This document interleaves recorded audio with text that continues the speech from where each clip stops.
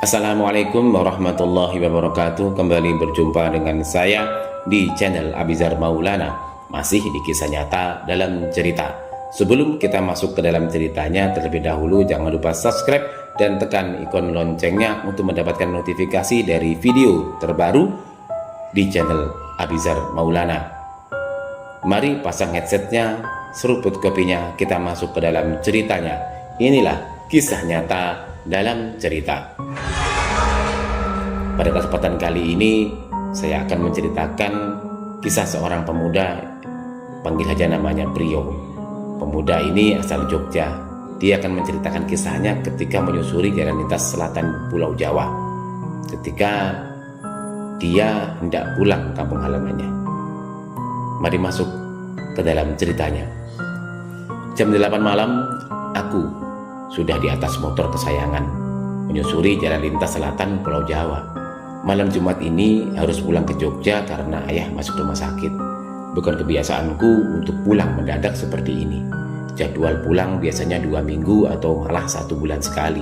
Tapi ini harus aku jalani. Walaupun salah satu kakak bilang kalau aku nggak perlu pulang. Keluarga besar sudah banyak yang menemani dan mengurus keperluan ayah. Tapi aku bersikukuh. Kebetulan sudah nyaris 1 bulan lamanya nggak pernah pulang. Ya sudah, akhirnya aku pulang. Normalnya perjalanan yang harus ditempuh untuk sampai rumah dengan mengendarai motor adalah 4-5 jam. Jadi paling cepat seharusnya jam 12:30 malam nanti aku sudah sampai. Hanya pakaian berbalut jaket kulit menempel di badan yang aku bawa pulang, ditambah dengan tas kecil berisi keperluan sehari-hari. Gak banyak memang. Bismillah, semoga aku selamat sampai rumah tanpa kekurangan apapun. Udara malam itu tampaknya nggak bergerak, tapi aku membelahnya jadi menerpa wajah dan tubuhku. Jalanan yang nggak terlalu lebar, tapi cukup untuk 2 kendaraan berpapasan. Nggak perlu aku jelaskan lagi kan? Ini malam Jumat, belum akhir pekan, jadi pasti sepi. Di banyak bagian malah sangat sepi. Sama sekali nggak ada orang atau rumah penduduk. Hutan kecil dan perkebunan warga menjadi pemandangan yang seharusnya bisa aku nikmati kalau siang hari.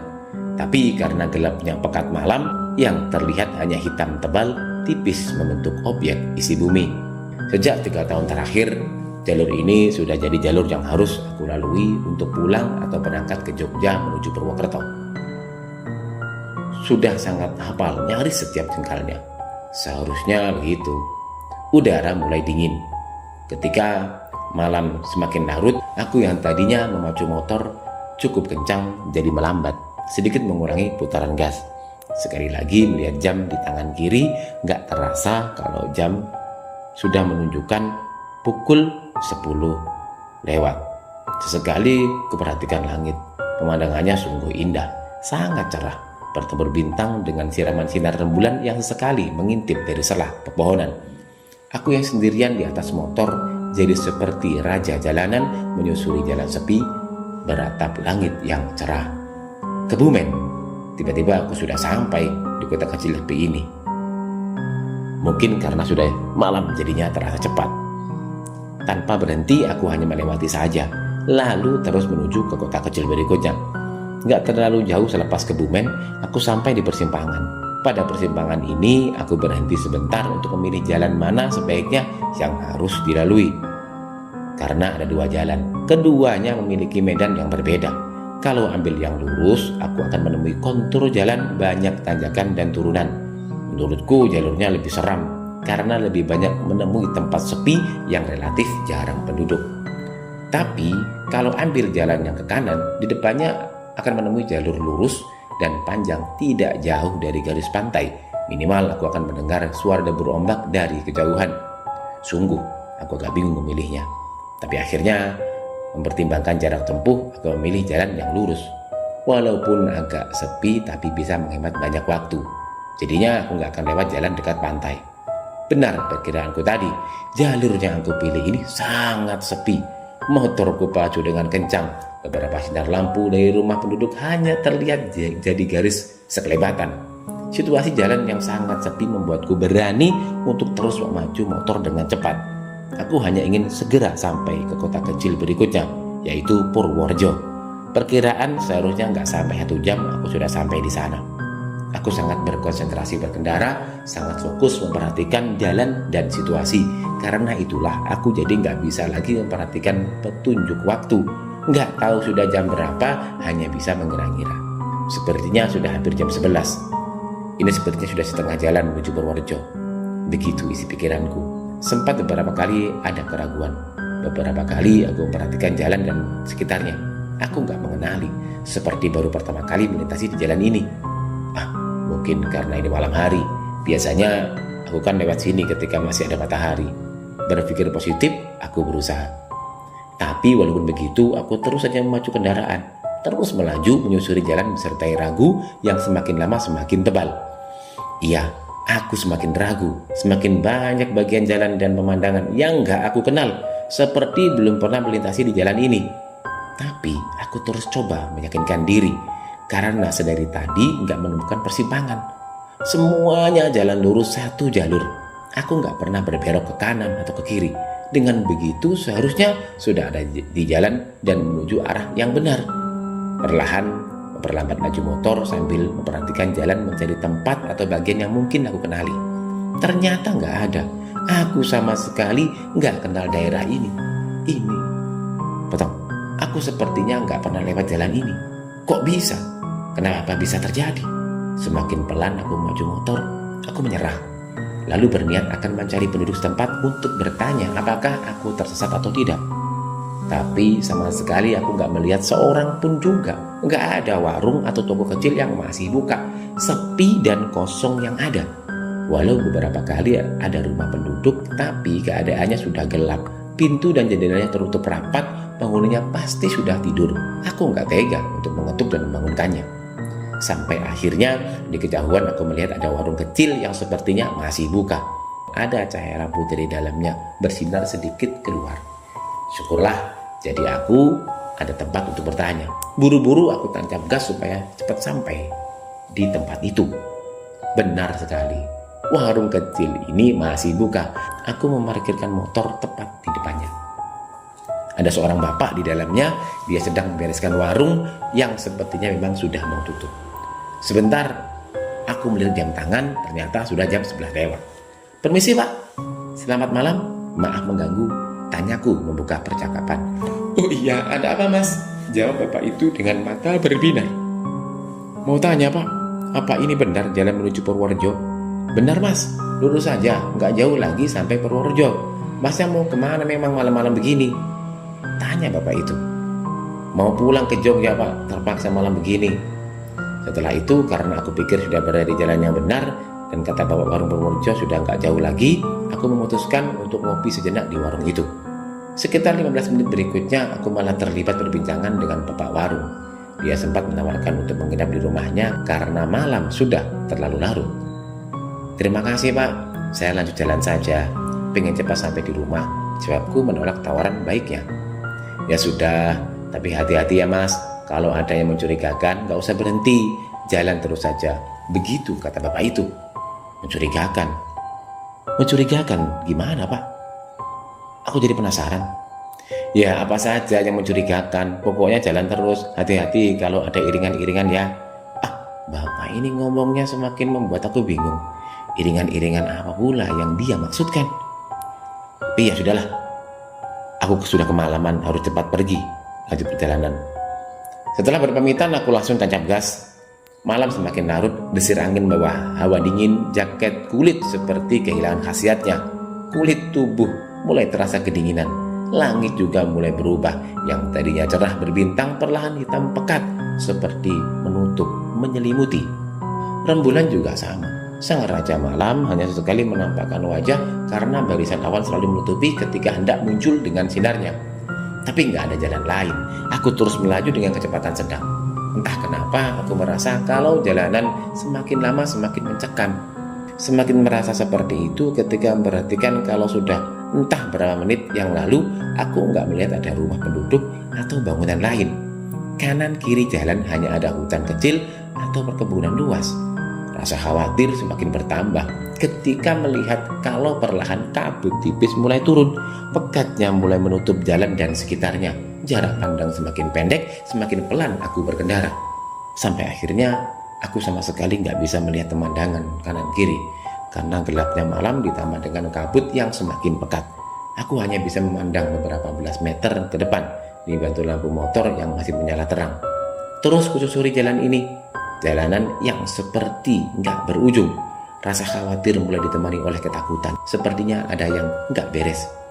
Laju motor yang sudah pelan jadi semakin pelan ketika aku merasa kalau jalan ini nggak rata, bergelombang, nggak seperti sebelumnya yang merupakan jalan aspal yang mulus. Permukaan jalan berubah. Semakin jauh aku merasa kalau jalanan semakin jelek. Ya, memang begitu. Aku hanya bisa merasakan kalau jalanan tertutup kabut. Jadi nggak bisa melihat jelas. Aku penasaran, akhirnya aku menghentikan motor agar bisa memperhatikan kondisi jalan dengan lebih seksama. Aku terkejut setelah mengetahui kalau ternyata jalan ini bukan jalanan aspal seperti sebelumnya, tapi jalan tanah. Jalan tanah kering bergelombang. Ya Tuhan, ini di mana? Bertanya-tanya aku dalam hati. Jelas saja aku bingung, kenapa tiba-tiba sudah melintas di jalan tanah. Perasaan jalan yang sebelumnya aku lewati nggak melintasi persimpangan. Kenapa bisa sampai di daerah seperti ini? Daerah hutan yang sama sekali nggak aku kenal. Aku bingung. Duduk di atas motor dalam diam ada dua pilihan. Melaju terus atau berputar kembali balik menuju tempat sebelum ini. Cukup lama aku termenung, hingga akhirnya di pepohonan rindang sebelah kiri jalan ada yang menarik perhatian. Sekitar 15 meter di depan, aku melihat ada sesuatu yang sedang bergerak di balik pohon, berjalan menuju jalan yang sedang aku lintasi. Apa itu? Aku bertanya dalam hati, lalu mengarahkan lampu motor ke sana. Nah, akhirnya aku melihat agak jelas. Syukurlah, karena ternyata yang aku lihat adalah iring-iringan beberapa orang sedang berjalan dari balik pepohonan di hutan sebelah kiri. Gak banyak memang, mungkin hanya 4 atau 5 orang. Itu perkiraanku. Aku belum bisa melihat mereka dengan jelas karena pandangan masih terhalang gelap dan pepohonan. Aku jadi bisa bertanya tentang arah jalan ke orang-orang ini kan? Begitu pikirku. Beberapa belas detik kemudian jadi makin senang lagi karena melihat mereka ternyata berjalan menuju ke arahku ketika sudah keluar dari pepohonan. Benar, mereka berjalan menuju ke arahku. Tapi karena kabut masih pekat, juga jarak pandang masih pendek, aku masih belum bisa melihat mereka dengan jelas. Tapi gak lama, beberapa detik kemudian akhirnya aku dapat melihat mereka dengan jelas. Setelah jarak kami hanya tertinggal beberapa menit saja. Tapi tiba-tiba mereka berhenti, lalu berdiri diam sekitar 5 meter di depan. Orang-orang itu berada di sisi jalan sebelah kanan, sementara aku di sebelah kiri. Aku arahkan lampu motor lurus ke depan, gak mengarahkannya langsung ke rombongan itu karena gak mau dianggap gak sopan. Itulah kenapa pada detik ini aku masih juga belum bisa melihat mereka dengan jelas. Yang aku tahu mereka sedang berdiri berbaris ke belakang. Penasaran memuncak, perasaan mulai gak enak. Kenapa mereka tadi tiba-tiba berhenti lalu berdiri diam, gak lanjut melangkah? Karena itulah akhirnya aku nekat untuk mengarahkan lampu motor ke arah mereka. Saat itulah kulihat semuanya. Melihat pemandangan sangat seram di tempat yang aku sama sekali gak kenal. Ternyata mereka ada 6 orang, 2 berjajar di depan, 4 di belakang. 4 orang di belakang terlihat seperti sedang membawa sesuatu, membopong suatu benda di atas pundaknya. Mereka ternyata rombongan pembawa jenazah. 4 orang di belakang ternyata sedang memanggul keranda mayat. Siapa mereka? Kenapa tengah malam begini berjalan beriringan membawa keranda? Tapi bukan itu yang membuat bulu kuduku berdiri semua. Ternyata bukan itu yang membuat ketakutanku memuncak sampai ke ruang batin. Masih ada lagi. Aku langsung memutar motor ke arah berlawanan, berniat untuk kembali lagi saja ke arah datang tadi. Gak mau berurusan dengan rombongan itu. Aku amat sangat ketakutan. Kenapa begitu? Apa yang membuat aku sangat ketakutan? Aku melihat kalau ternyata mereka semua tidak berkepala, hanya badannya saja. Itu yang membuatku sangat ketakutan. Setelah motor sudah berbalik arah, entah disebabkan rasa takut yang membuncah atau bagaimana, tiba-tiba mesinnya mati. Setelah itu aku coba nyalakan lagi, berusaha terus sampai mesin hidup lagi. Kemudian melirik sedikit ke belakang dengan maksud untuk melihat rombongan seram itu. Ya Allah, Tuhanku, ternyata mereka mulai bergerak maju, melihat ke arahku. Melihat itu semua, aku makin panik. Terus coba menyalakan mesin motor. nyaris menangis ketika sadar kalau mereka sekarang sudah berada tepat di sampingku. Berjalan pelan dengan langkah gontai.